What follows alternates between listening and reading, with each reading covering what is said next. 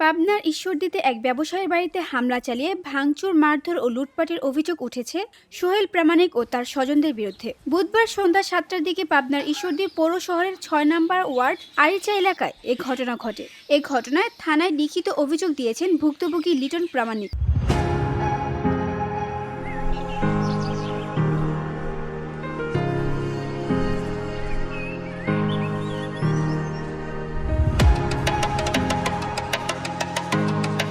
জানা যায়, ঈশ্বরদী ভোকেশনাল স্কুলের 9ম শ্রেণীর ছাত্র রাহি ও SM স্কুলের 10ম শ্রেণীর ছাত্র অপু একই এলাকায় বসবাস করে। 25শে জুলাই ঈশ্বরদী সরকারি কলেজের সামনে আড্ডার সময় অপুর এক বন্ধুর সঙ্গে ঝগড়ার ঘটনায় মারামারি হলে রাহি তা থামাতে গিয়ে আহত অপুকে হাসপাতালে নিয়ে যায়। পরদিন অপুর বাবা সোহেল থানায় মামলা করলে রাহিকে 2 নম্বর আসামি করা হয়। পরে রাহি জামিন নিয়ে নিরাপত্তার কারণে পাবনার বাইরে অবস্থান করে।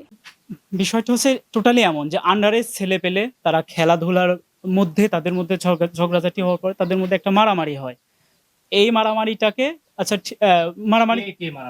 এই মারামারিটা সঙ্গে আমাদের একটা ছেলে ছিল, সে কোনোভাবে ইনভলভ ছিল না, এটা হচ্ছে যথেষ্ট প্রমাণ আছে। আর যাদের ছেলেকে মারে তাদের ওরই বন্ধু বান্ধব ছিল, তাদের সবার নামে কেস করে দেয় তারা।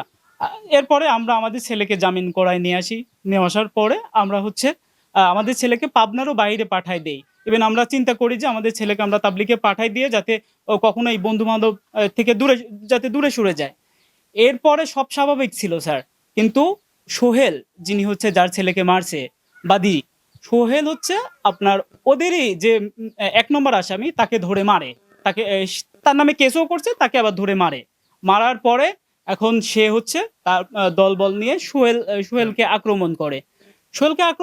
স্যার আমরা মানে তেমন কোনো কিছু জানি না, শুনি না। আমরা আছি ব্যবসার কাজে বাইরে, শুনি যে আমাদের বাড়িতে এভাবে আক্রমণ, আমাদের মেয়েদের গায়ে হাত, মেয়েদের উঠায় নিয়ে যাওয়ার হুমকি, আর আমাদের প্রাণনাশের হুমকি দেওয়া হয় যে যেখানে পাবে সেখানে আমাদের প্রাণনাশ করে ফেলা হবে। এরপর 3 আগস্ট সোহেল একজন আসামিকে মারধর করলে 6 আগস্ট নির্জন নামের ব্যক্তি পাল্টা হামলা চালায়।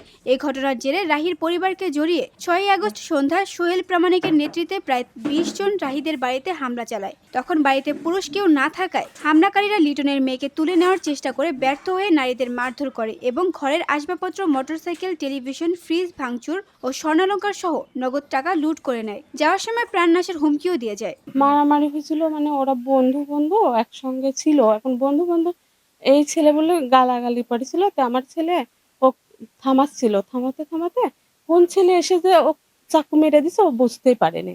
এখন ওই আবার হাসপাতালে আমার ছেলেই নিয়ে গেছে হাসপাতালে। এখন এইটাই সমস্যা, বুঝছেন।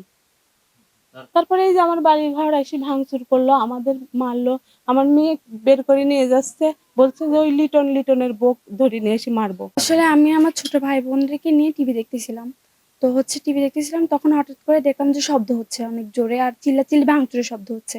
তো আমি এখন বের হয়ে আসছি, গেটের দিকে বের হয়ে এসে দেখি যে হচ্ছে ওই যে জুয়েলরা আছে, ওরা এসে দেখি ভাঙচুর করতেছে সব। তো আমি আবার ওখানে সামনে ছিলাম, আমার কোলে বাচ্চাটা ছিল, আমার ছোট বোন ছিল। তো আমার বোনটা এখানে ছিল, আমি ওকে ঘুমাইতেছিল, তো আমি ওকে নিয়েছিলাম। তো হচ্ছে ওরা ওই জুয়েল এসে আমার হাতের এখানে বাড়ি দিল হকি স্টিক দিয়ে। তো বাচ্চাটাকে বাঁচানোর জন্য আমি কোনো মতে এরকম করছি, আমার এখানে লাগছে। তারপরে ওরা এসে আমাকে টানাটানি করতেছিল আমাকে নিয়ে যাওয়ার জন্য। পরে আমার আম্মু আর আমার চাচি আম্মু মিলে আমাকে ঘরের ভিতরে আটকাই দিয়েছিল। আটকায় দেওয়ার পরে তখন তো আমি আর কিছু দেখতে পাই না এদিকে কি হয়েছে না হয়েছে, কিন্তু আমি শব্দ শুনতে পাচ্ছিলাম যে ভাঙচুর করতেছিল। অভিযুক্ত সোহেল প্রামাণিকের সাথে যোগাযোগের চেষ্টা করা হলে তা ব্যর্থ হয়। এই বিষয়ে ঈশ্বরদী থানার ভারপ্রাপ্ত কর্মকর্তা আসন আব্দুল নূর ক্যামেরার সামনে কথা বলতে রাজি হননি। তবে তিনি জানান, অভিযোগ পেয়েছি, মামলা নথিভুক্ত করে আসামিদের গ্রেপ্তার করা হবে। এই ঘটনায় ভুক্তভোগী পরিবার ঘটনার সুষ্ঠু তদন্ত ও বিচার দাবি করেছে। সবাই প্রায় 40 জন নাকি বলে লোক গেছিল, গিয়ে সবাই বাড়িঘর ভেঙে। না, আমি ছিলাম না আসলে, আমি কর্ম করে খাওয়া লোক, তো আমি বাজারে ছিলাম, শুনলাম যে এমন এমন ব্যাপার, সবাই গিয়ে ভাঙচুর করছে।